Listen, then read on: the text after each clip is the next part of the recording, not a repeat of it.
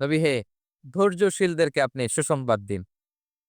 ধৈর্যশীলদেরকে সুসংবাদ দিন। তার মানে বিপদে ধৈর্য ধারণ করতে হবে প্রিয় ভাইয়েরা। ইন্নামাস সাবরু ইনদা সাদামাতিল উলা। বিপদে আমরা অনেক সময় প্যানিক হয়ে যাই, অস্থির হয়ে যাই। কি করব? হতাশ! না, মুমিনরা হতাশ হয় না।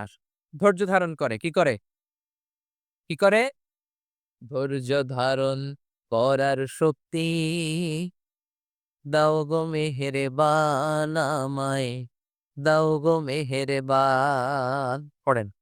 ধৈর্য ধারণ করার শক্তি দাও গো মেহেরবান আমায়, দাও গো মেহেরবান। সবাই বলুন একসাথে। ধৈর্য ধারণ করার শক্তি দাও গো মেহেরবান আমায়, দাও গো মেহেরবান। বুকের ভেতর ব্যথার নদী বইছে অবিরা, বইছে বইছে অবিরাম। পড়ুন।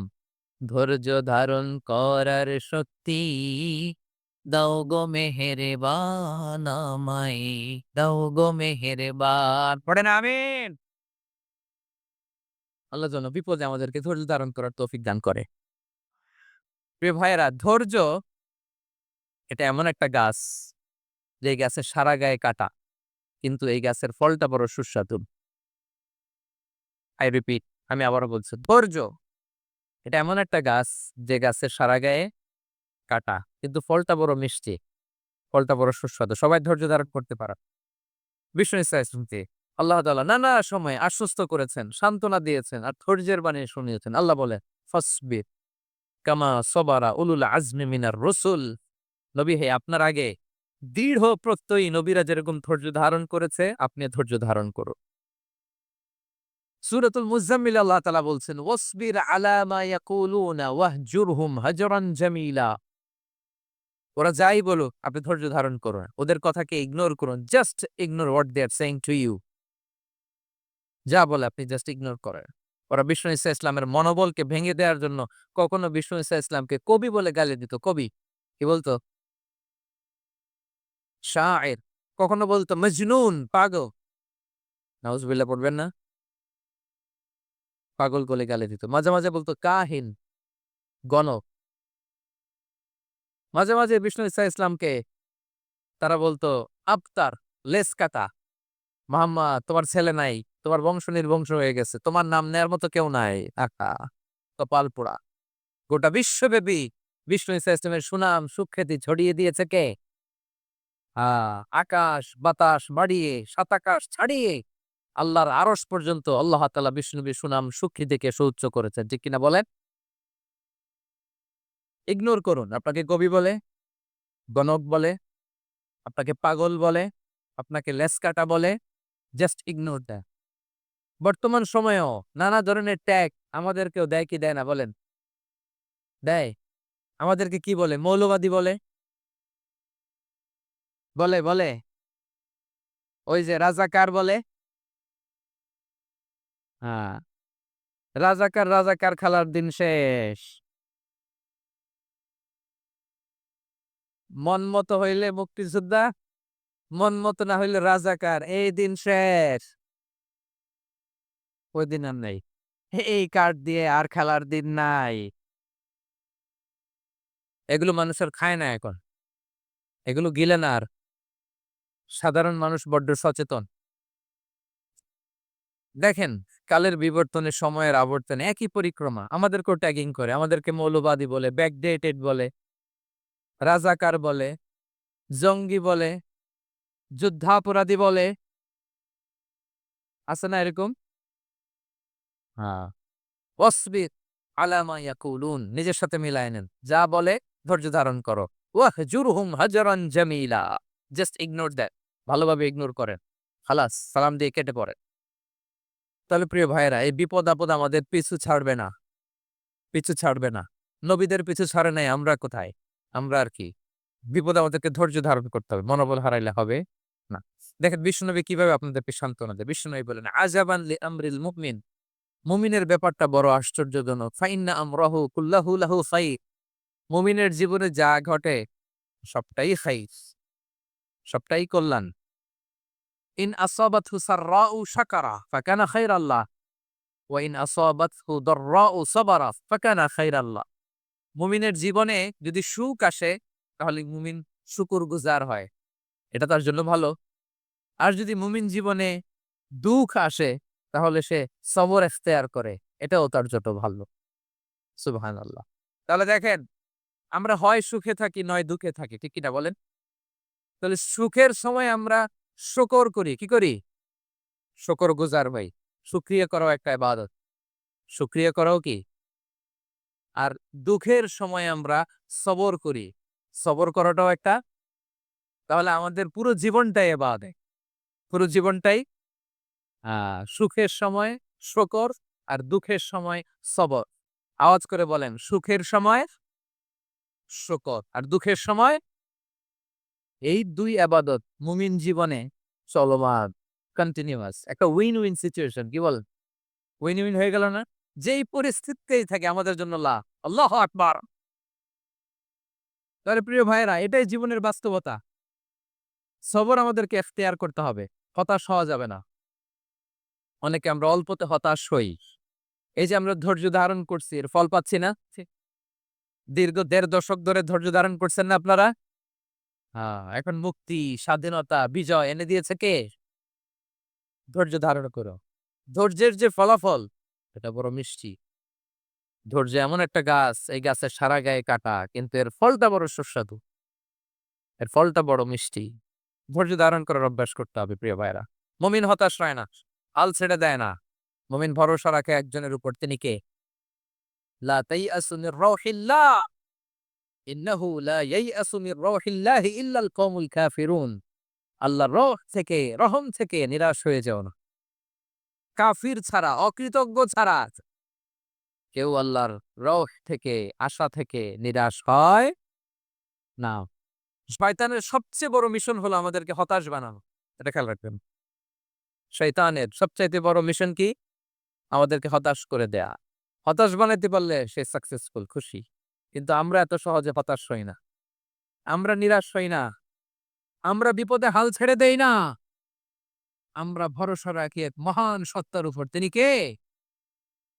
মনে থাকবে? বিপদ আসলে ভেঙে পড়বেন। ভিসা না হইলে কান্নাকাটি শুরু করবেন। ব্যবসায় লস হইলে হাউমাউ, হতাশ হবেন, ভেঙে পড়বেন। ধৈর্য ধারণ করব আমরা। আওয়াজ করে বলেন, আমরা কি করব? সবর। বিপদ ট্যাকেল দেওয়ার প্রথম স্টেপ হচ্ছে সবর। ধৈর্য ধারণ করতে হবে। ওয়াবাশশিরিস সাবিরিন। ধৈর্যশীলদেরকে সুসংবাদ দাও। বিপদ থেকে বাঁচার দ্বিতীয় স্টেপ হচ্ছে এই বিপদ থেকে উত্তরণের চেষ্টা করতে হবে। কন্টিনিউয়াস প্রচেষ্টা চালিয়ে যেতে হবে। ওয়াল্লাযীনা জাহাদু ফিনা লানাহদিয়ান্নাহুম সুবুলানা। যারা আমার রাস্তায় চেষ্টা করে, প্রচেষ্টা করে, স্ট্রাগল করে, তাদেরকে আমি পথ দেখিয়ে দেই, সুবুল দেখিয়ে দেই, ওয়ে আউট দেখায় দেই, এক্সিট দেখায় দেই। কোথাও আটকাবেন না আপনি। আপনাকে এক্সিট দেখায় দিবে কে? মালয়েশিয়াতে কেলুয়ার বলে না? কেলুয়ার কি বলে? চেনেন? কেলুয়ার মানে কি? এক্সিট। এক্সিট পেয়ে যাবেন। আটকাবেন না আপনি জীবনে কোথাও। ৩ নাম্বার, আল্লাহর উপর তাওয়াক্কুল করতে হবে বিপদ আসলে। ওমান ইয়াতাওয়াক্কাল আলাল্লাহি ফাহুয়া হাসবুহ। আল্লাহর উপর যে তাওয়াক্কুল করে আল্লাহই তার জন্য যথেষ্ট হয়ে যায়। তাহলে বিপদে প্রিয় ভাইয়েরা আমরা প্যানিক হব না। ধৈর্য ধারণ করব। বিপদ থেকে উত্তরণের সর্বোচ্চ প্রচেষ্টা চালিয়ে যাব আর ভরসা রাখবো একজনের উপর, তিনি কে? আর বিপদ আসলে এটাকে নেগেটিভলি নিবেন না সবসময়। বিপদ-আপদ এটা অনেক পজিটিভ ভালো জিনিস আমাদের জীবনে বয়ে নিয়ে আসে। শাইখুল ইসলাম ইবনু তাইমিয়া আলাইহি রাহমা উনি বলতেন, খুব দামি কথা, খুব হেভি ওয়েট কথা, মনোযোগ দিয়ে শুনুন। তিনি বলতেন, যে নেয়ামত তোমাকে আল্লাহ থেকে দূরে সরায়, ওই নেয়ামতের চেয়ে বিপদ ভালো যে বিপদ তোমাকে আল্লাহর দিকে ধাবিত করে। আই রিপিট, আমি আবারও বলি। যে নাজ নেয়ামত তোমাকে আল্লাহ থেকে দূরে সরিয়ে দেয়, সে নাজ নেয়ামতের চেয়ে ওই বিপদ আপদ ভালো যে বিপদ আপদ তোমাকে আল্লাহর কাছে টেনে নেয়। তাহলে বিপদ আপদ আসলে আপনি হতাশ হবেন আর কখনো দুঃখ করবেন? মোয়ারের ভাইয়েরা, আর মন খারাপ করবেন? আপনি খেয়াল করে দেখেন বিপদ আসলে আমরা আল্লাহরে ডাকি বেশি।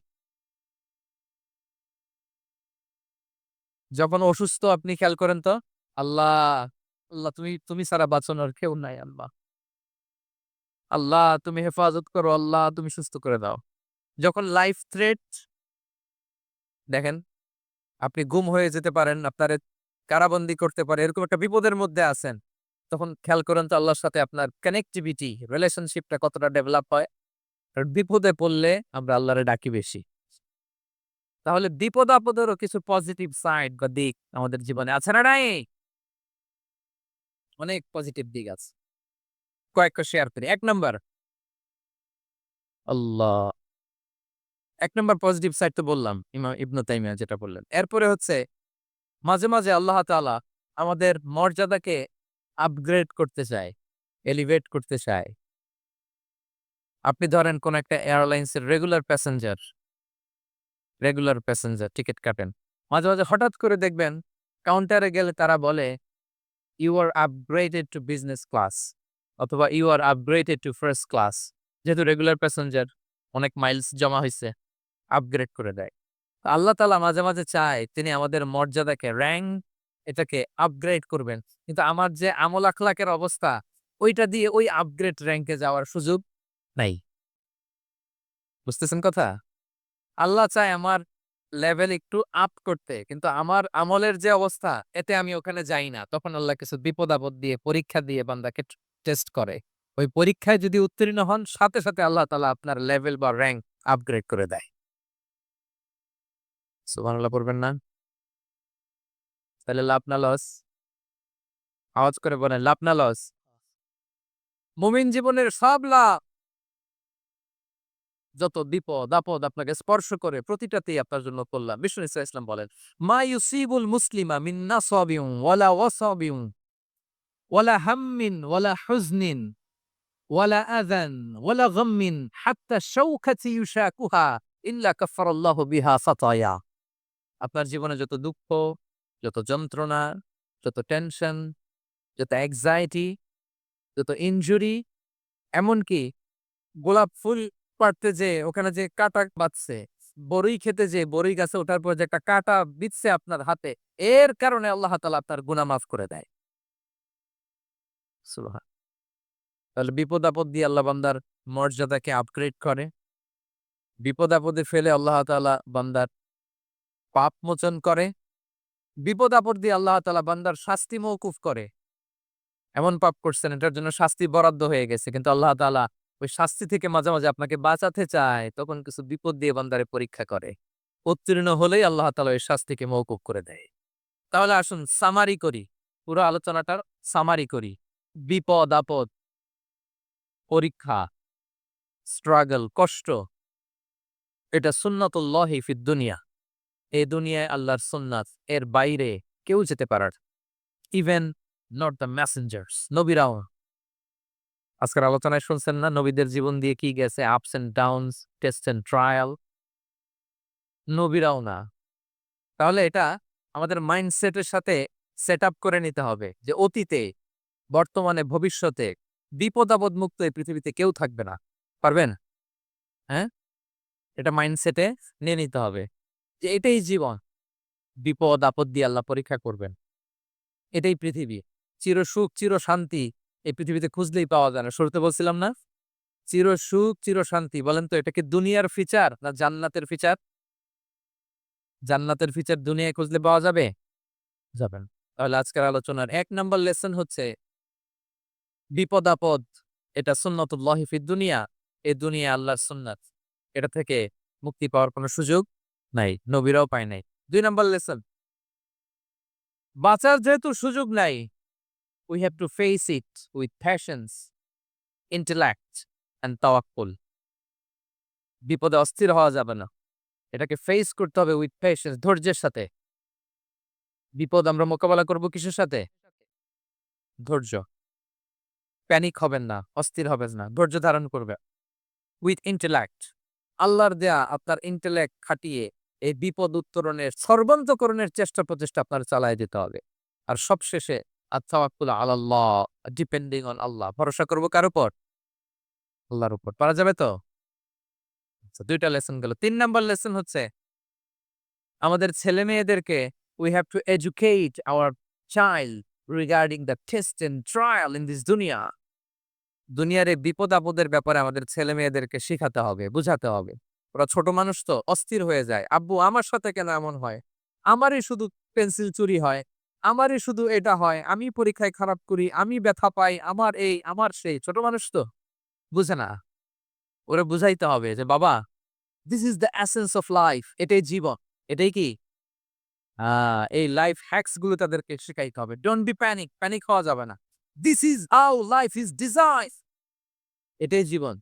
বিপদ-আপদ আসবে। এটাকে মেনে নিতে হবে। ছেলেমেয়েদেরকে শিখাইতে হবে। তাহলে তারাও প্যানিক হবে না। পারবেন তো ইনশাআল্লাহ? আচ্ছা। ৪ নাম্বার লেসন হচ্ছে যেটা আমরা জানলাম, এই বিপদ-আপদ সবসময় আমাদের জন্য খারাপ না। Sometimes it brings higher for us if dealt properly. ঠিকমতো বিপদকে ডিল করতে পারলে এটা আসলে আমার জন্য আখেরে কল্যাণই বয়ে নিয়ে আসে। কি বলেন, তাই না? হ্যাঁ? কল্যাণ বয়ে নিয়ে আসে। আর সবশেষ কথা হলো, আমরা যেন এই বিপদগুলোকে প্রপারলি ডিল করতে পারি। আমরা যেন সবর এখতিয়ার করতে পারি। আল্লাহর কাছে চাইতে হবে, দোয়া করতে হবে। কারণ তৌফিক দেওয়ার মালিক কে? আ আল্লাহর কাছে যেন আমরা কায়মনোবাক্যে প্রার্থনা করতে পারি, আল্লাহ এই বিপদকে যেন আমরা ডিল করতে পারি উইথ সাবর, হ্যাঁ? উইথ ইন্টেলেক্ট, উইথ তাওয়াক্কুল। আসল হাতিয়ার হচ্ছে এটা দোয়া। আল্লাহর কাছে চাইবেন। মনোযোগের সাথে চাইবেন, আন্তরিকতার সাথে চাইবেন। উদউল্লাহ ওয়া আনতুম মুকিনুনা বিল ইজাবা। বিষ্ণু বলেন এমনভাবে চাও যেন তুমি অনেকটা কনফার্ম যে তোমার দোয়া আল্লাহ কবুল করবেনই। এমনভাবে চাও। অনেকে রোবটিক দোয়া করে। রোবটিক দোয়া মানে দোয়ার মধ্যে প্রাণ নাই, ধ্যান নাই, মন নাই, আগ্রহ নাই, ভালোবাসা নাই। ওই দোয়া আল্লাহ কবুল করে না। মনোযোগ দিয়ে চাইতে হবে চাওয়ার মতো। তাহলেই আল্লাহ তাআলার পক্ষ থেকে তাওফিক পাওয়া যাবে। পাওয়া যাবে তো ইনশাআল্লাহ? আল্লাহ তাআলা আমাদের সবাইকে বিপদে আপদে ধৈর্য ধারণ করার তৌফিক দান করুক।